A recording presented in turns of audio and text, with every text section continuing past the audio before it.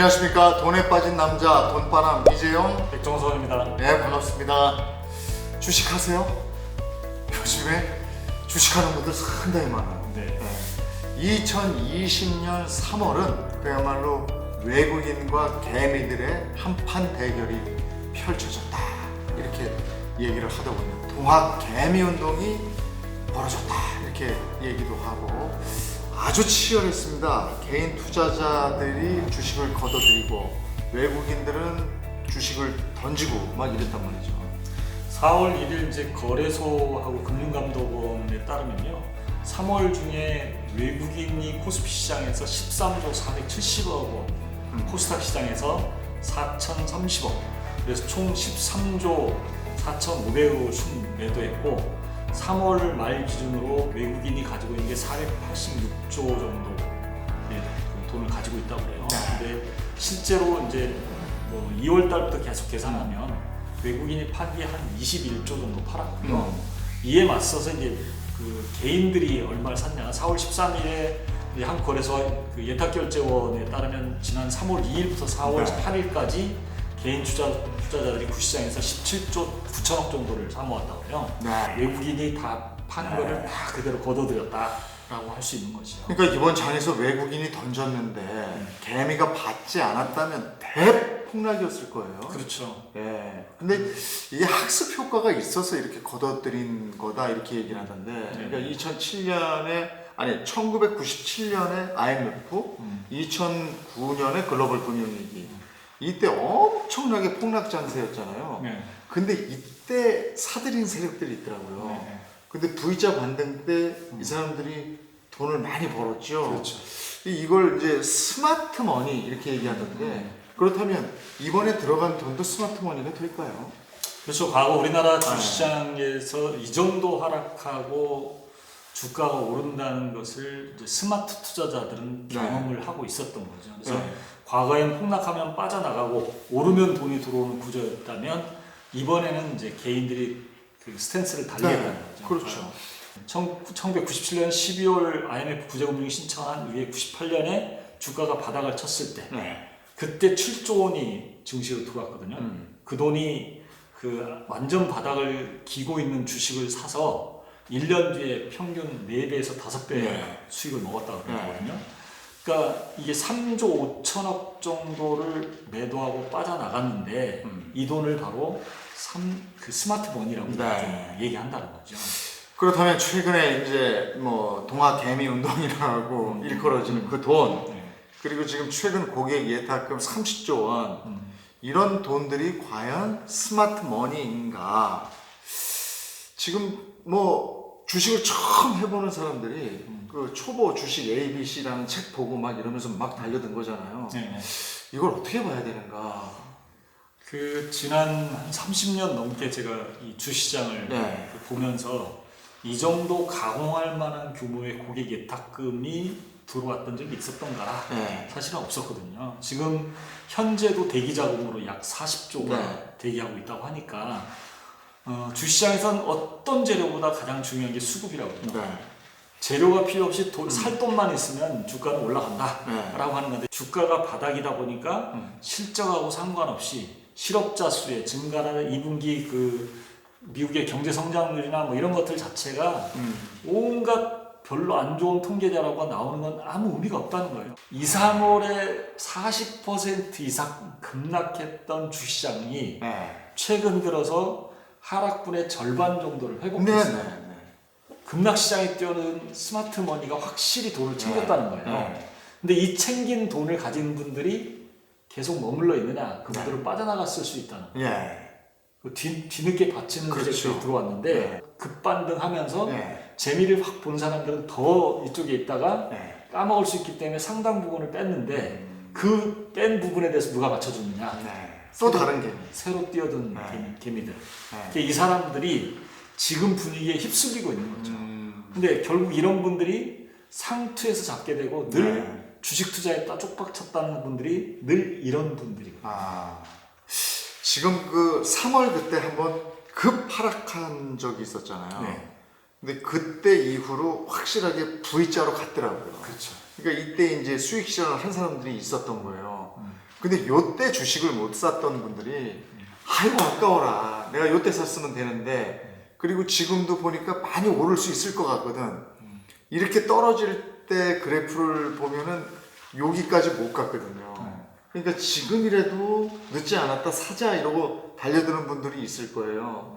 근데 이게 아무래도 저 코로나19하고 IMF나 글로벌 위기 때하고는 좀 다르다 이런 전문가들 얘기가 많거든요. 그렇죠. 우선 이제 먼저 생각해봐야 될 게 1997년 IMF 때나 2008년 리만 브라더스 사태 이때를 비교해 보면 그때는 금융의 문제예요.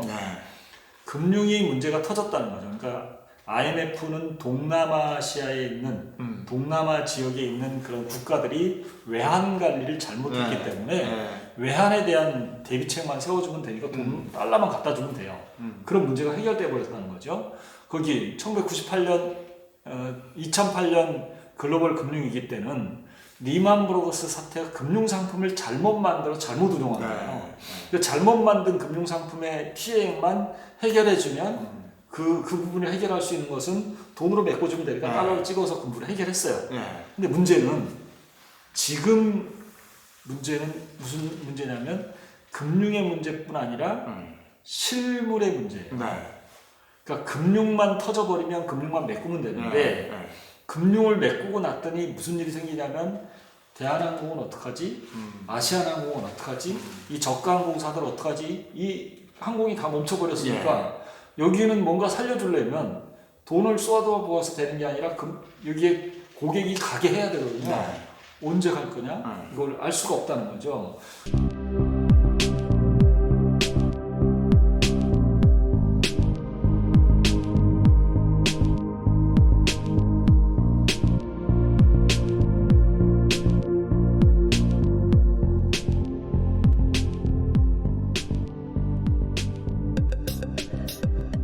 그러면 이 상태에서 모든 기업들이 좀비가 되겠다. 그러니 장기 효율과는 상관없이 지금 당장에 땜빵하는 데 바쁘다. 시쳇말로 땜빵해가는 그런 수준이라는 거죠. 이게 좀 다르다. 근데 이게 우리나라만의 상황이 아니고 지금 중국, 미국을 비롯해서 유럽들 굴뚝이 멈춘 거잖아요. 그렇죠. 그러면 이 파급은 파도처럼 밀려올 텐데 지금 이렇게 대출을 해가지고 주식시장에 막 들어간 사람들이 있고 이건 아닌 거잖아요. 그렇죠. 그러니까 단기적으로 V자 반등이 일어난 게 아니고 지금 그 V자 반등이 진행된 건 사실이에요. 그런데 이게 어느 한순간 무너져 버릴 수밖에 없다는 거죠. 이 앞에서 제가 말씀드린 대로 그런 문제가 하나도 해결이 된 게 아니라 그냥 미래에 대한 기대감을 갖고 다 그 주식을 샀기 때문에 거기에다가 시장에 당장 돈이 쏟아져 들어오니까 그 돈 갖고 딴 거 할 새가 없으면 이걸로 하기 바빴다는 거죠. 예를 들어서 이제 미국 상황이 급속히 악화되면 우리 시장은 반드시 무너지게 돼 있어요.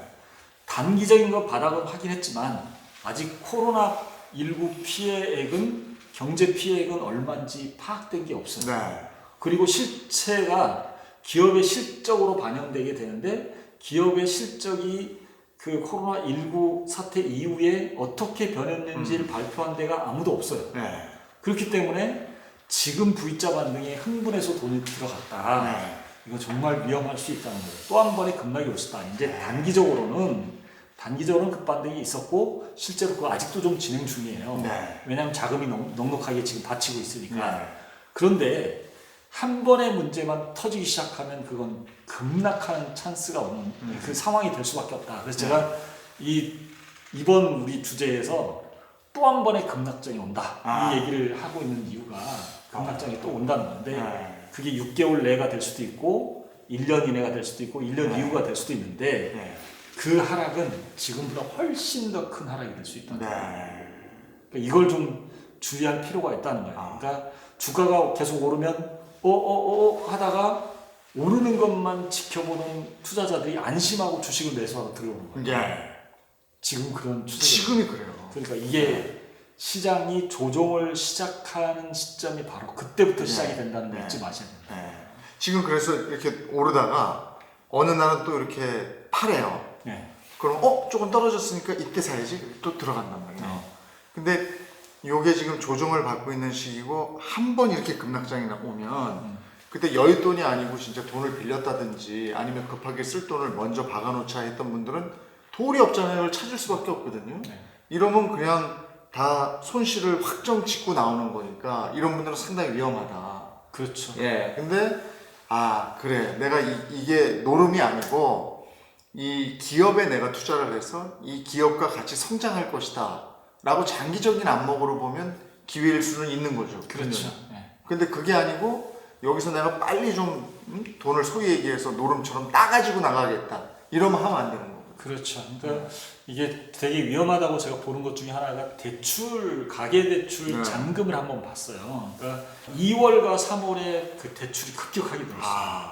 그 은행 가계대출이 그 2월 달에 9조 3천억, 그다음 3월에 9조 6천억이에요. 그다음에 주택담보대출은 2월에 7조 8천억, 그다음에 3월에 6조 3천억이에요. 기타 대출이 그 2월에 1조 5천억, 그 다음에 3월에 3조 3천억이에요. 그러면 1월에는 어떻느냐?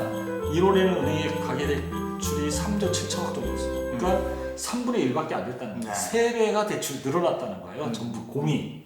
그러니까 대출이 3배가 늘어났다는 얘기는 이 돈이 도대체 어디로 갔을까? 부동산 시장은 지금 안 움직이고 그렇다고 해서 뭐 실물 경제에 들어갈 게 없고 주시장으로 상당 부분 옮겼다라는 거예요. 그러니까 이 정도 오를 때 대출을 받아서 주시장에 넣기 때문에 이거는 굉장히 위험한 돈이다라고 보는 거예요. 그래서 지금 한 번만 시그널이 미국에서 안 좋거나 그 다음에 기업 실적에 대해서 안 좋은 뭔가 뉴스가 나오기 시작하면 그때는 속절없이 무너진다.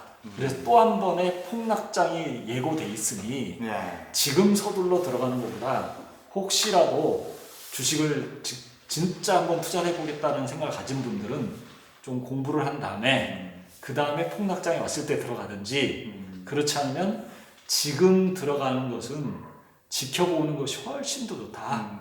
지금 들어가는 건 되게 위험하다. 그래서 저는 이제 3개월 길게는 6개월 이내에 뭐가 올 거다. 우리가 지금 주식이 단기적으로 조정을 받다가 좀 올라가다가 뭐 계속 반복되고 있는 이것도 기업 실적보다는 그러니까 예치금이라든지 개미들의 자금이 풍부하게 유동성이라고 합니까? 그렇죠. 그게 풍부하기 때문에 그 그래프가 움직인다 뭐 이렇게 보시는 거네요. 그렇죠. 그러니까 불안감 속에서 주식을 사지도 못하고 망설이던 그 투자자들이 이제는 안정됐네 하고 욕심을 좀 내서 주식을 매수할 때쯤에는 조정이 온다는 거예요. 스마트머니는 과감하게 결정하고 딱 학습 효과가 있으면 가는데 이분들은 여기서 헤매서 결국은 상투 잡는 그런 물을 범할 수 있으니 가장 조심해야 될 시점이 바로 지금부터다. 미국의 경제학자들도 지금부터 조심해라 이런 얘기하고 있는 거죠. 그러니까 절대로 이번 장에서 내가 손해를 만회하고 돈을 소위 얘기해서 따겠다 이렇게 노름식으로 접근하시는 분들은 지금 아니다. 지금 적절한 기회 아니다. 투자를 할 때는 대부분 저하고 얘기하는 분들 하나같이 그래요. 지금 사는 거는 2, 3년 보고 투자한다고 그러는데 사실은 주가가 폭락하면요 2, 3년 못 기다려요. 마음이 초조해서. 그렇죠. 그래서 좀 되도록이면 지금은 따라가지 마라 이 얘기를 말씀드리고 싶습니다. 조금만 더 견뎌봐라. 그러면 그때 이제 저희가 또 얘기할 거니까 그때 되면 또 백 대표님이 요때 사세요 하실 거예요. 그러면 그때까지 기다리세요. 왜 우리 전쟁 영화 같은 거 봐도 기다려 이러잖아요. 적들이 저쪽에서 막 오는데 사정거리도 있고 기다려. 근데 이거 못 기다리고 빵 하다가 다 그냥 폭삭하는 경우가 있었거든요. 기다리셔야 돼요.